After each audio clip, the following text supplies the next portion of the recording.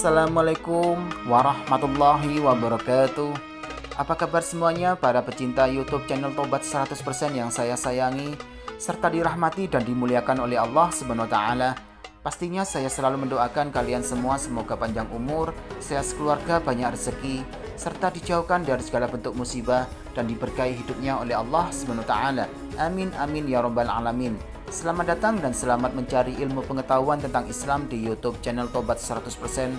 Kali ini Tobat 100% akan membahas tentang kisah wafatnya Nabi Sulaiman yang tidak disadari jin sekalipun.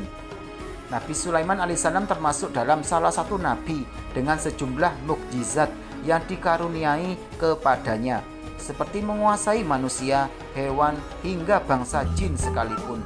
Berkenaan dengan mukjizatnya tersebut, ada kisah menarik yang dapat dikulik saat Nabi Sulaiman wafat.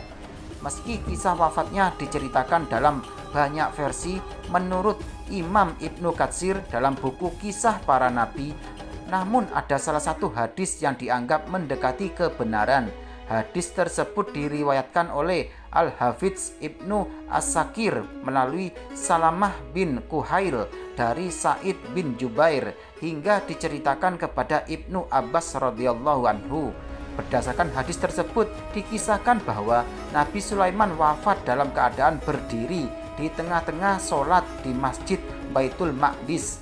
Posisi berdirinya bersandar pada tongkat yang digunakannya.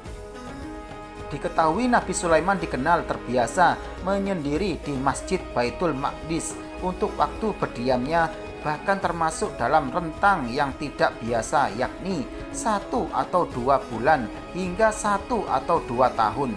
Sajian makanan dan minuman Nabi Sulaiman selama berdiam diri tersebut selalu dibawakan oleh para setan yang masih tergabung dalam salah satu jenis jin.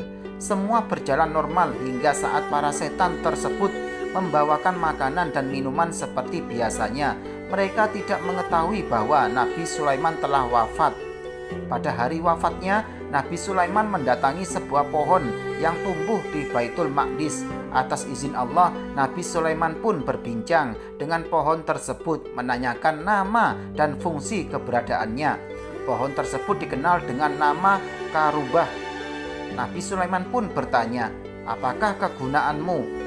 Pohon Karubah ini pun menjawab, "Aku tumbuh untuk meruntuhkan masjid ini." Lalu Nabi Sulaiman berkata, "Allah tidak mungkin meruntuhkan masjid ini selama aku masih hidup. Itu artinya kamu tumbuh untuk mengabarkan kematianku." Nabi Sulaiman lantas mencabut pohon tersebut dan menanamnya di pagar miliknya.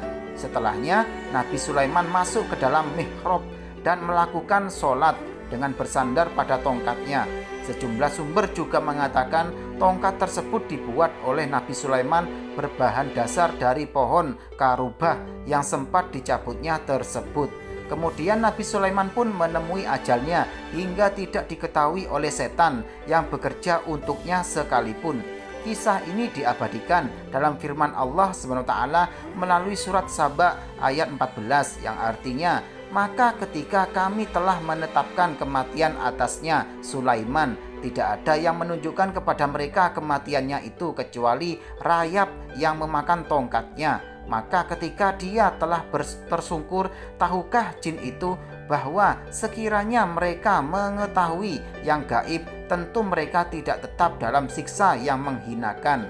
Mengutip dari buku Berjumpa 26 Nabi, Perjalanan Spiritual Seorang Remaja oleh Argawi Kandito, kalangan jin dan setan baru mulai menyadari bahwa Nabi Sulaiman sudah tiada setelah rayap memakan tongkat penopang tubuh Nabi Sulaiman hingga rapuh. Lamanya rayap memakan tongkat tersebut kira-kira hingga 10 tahun lamanya. Nabi Sulaiman meninggal berdiri dan bersandar pada tongkatnya. Matanya dalam keadaan terbuka dan fisiknya tidak berubah bentuk. Bahkan tidak ada bau yang muncul dari jenazahnya.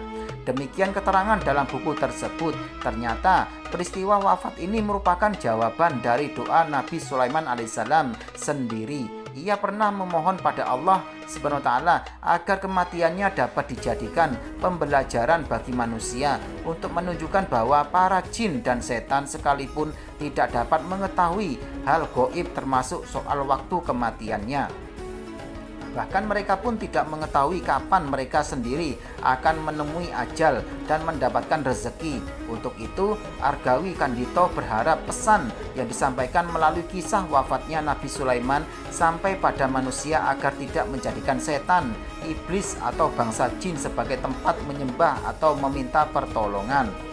Demikianlah penjelasan dari YouTube channel Tobat 100% ini. Semoga bisa menambah ilmu pengetahuan buat kalian semuanya ya, dan semakin menambah keimanan kita kepada Allah Subhanahu wa taala. Amin amin ya rabbal alamin. Jangan lupa selalu simak YouTube channel Tobat 100% ini setiap harinya agar kalian tidak tertinggal informasi mengenai ilmu pengetahuan tentang Islam serta amalan, zikir, wirid dan doa-doa sesuai dengan ajaran Rasulullah SAW. Sekian, terima kasih, semoga bermanfaat. Wassalamualaikum warahmatullahi wabarakatuh.